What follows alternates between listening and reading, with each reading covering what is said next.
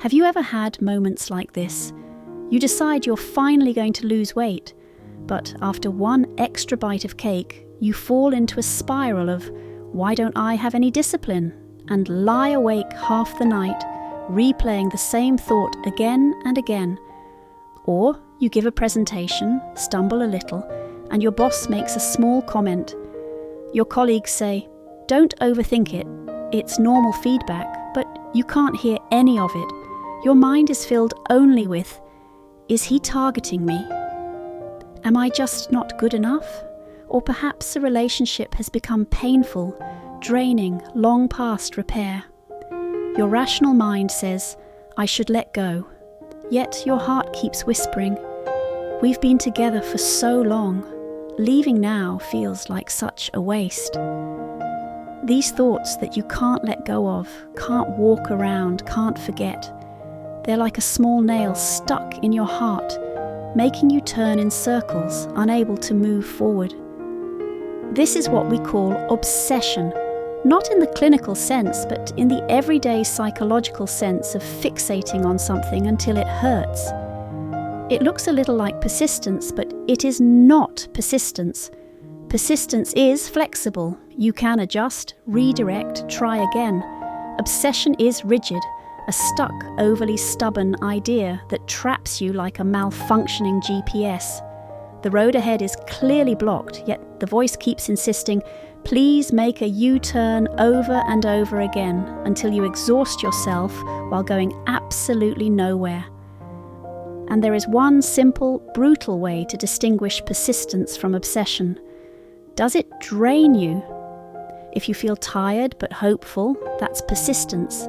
If it hurts, if it makes no progress, if it keeps dragging you back into the past and begins interfering with your daily life, that is obsession.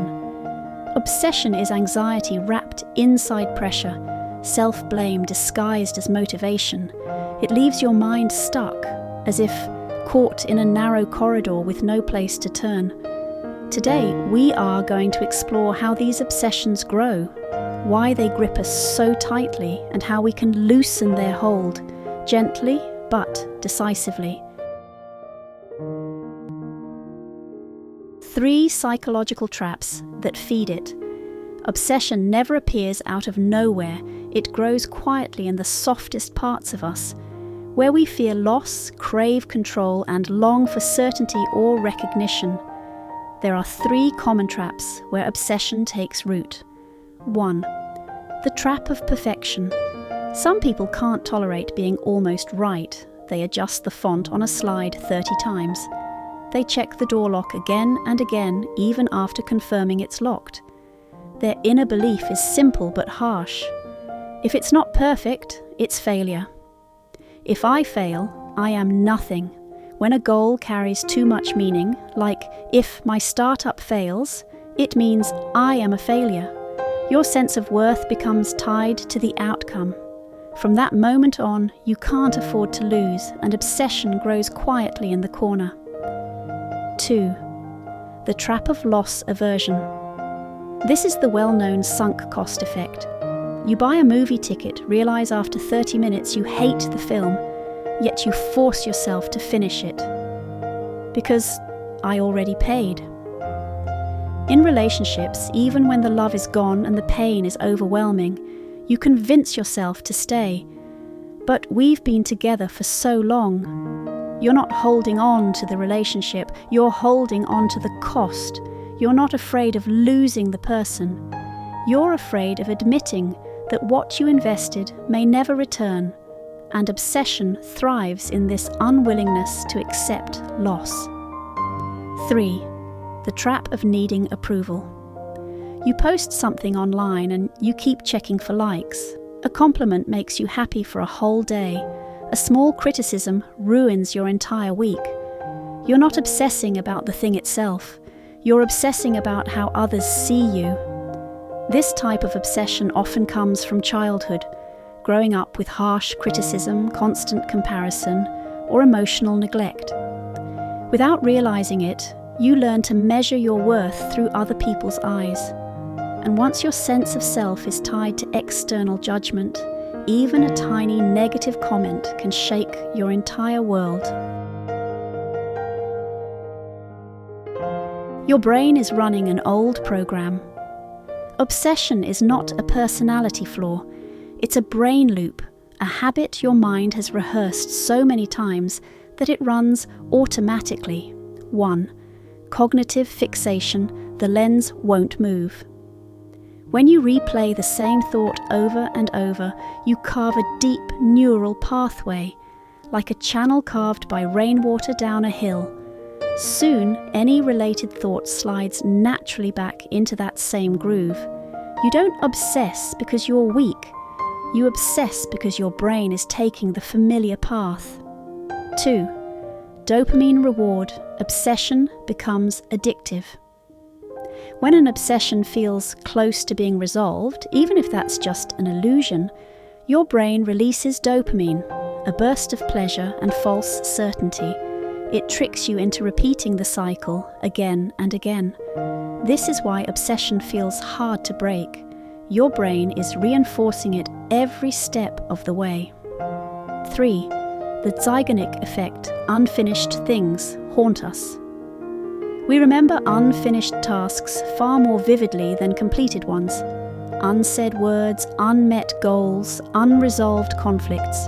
They all sit in the mind like open tabs begging to be closed.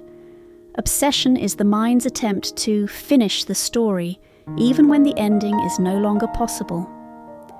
4. Thought rebound. The more you resist, the stronger it gets. Marita therapy calls this the paradox of attention.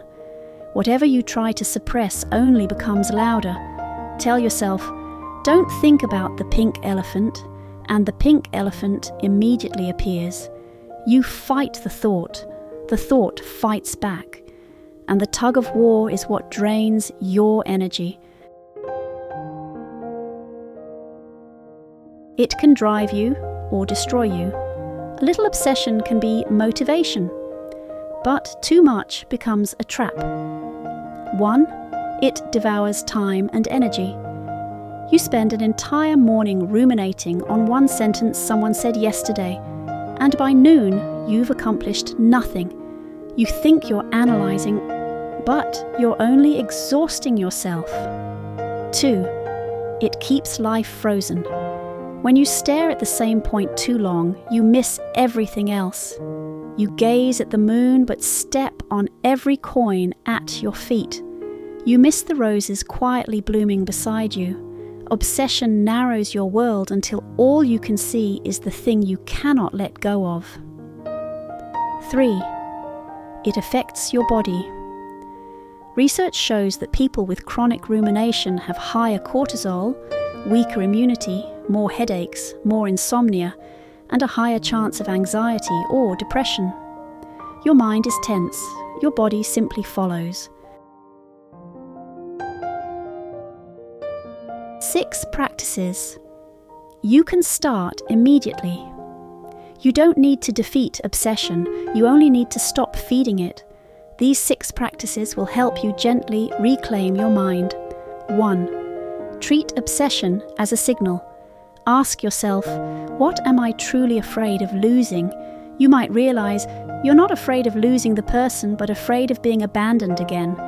You're not afraid of failing the task, but afraid of confirming, I am not good enough. Identify the deeper fear, and half the obsession dissolves. 2. Replace I must with I'll try. I must succeed. I must do this perfectly. I must not fail. These thoughts leave you no exit. I'll try. I'll do my best. These create space to breathe, space to be human. The more you allow imperfection, the less obsession clings to you. 3. Step outside the thought. When an obsessive thought arises, don't push it away. Say to yourself, that thought is here again. You are not the thought, you are the observer. This shift from immersed in the thought to watching the thought loosens its grip immediately. 4. Challenge catastrophic thinking. Ask yourself 3 questions. Can I actually change this? Does thinking about it help me in any way? What can I do right now that is genuinely useful? Then ask, if the worst case scenario happens, so what? You'll realize the imagined disaster is often far less destructive than your anxiety suggests.